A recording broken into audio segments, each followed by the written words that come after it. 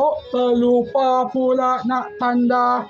Masih baik nak buat lagu pun susah.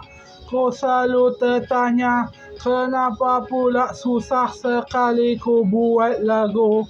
Memang susah punya susah, apa taklah dihafal lagu di kepala.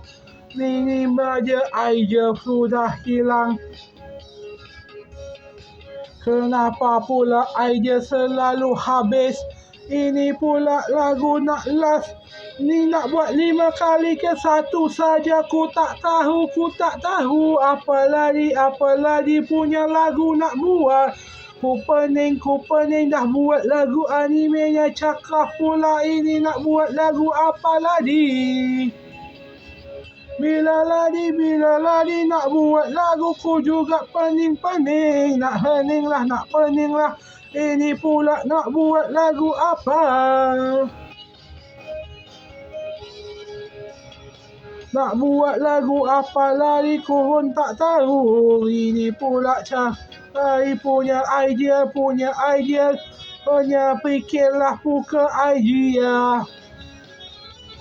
Nak apa lagi, tengok apa, punya idea sudah habis. Ini idea sudah habis, sudah.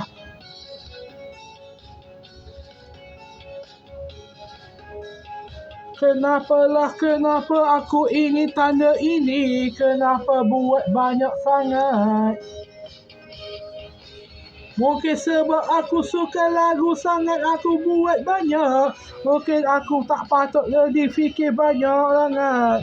Aduh. Ini kepala memang sudah pecah.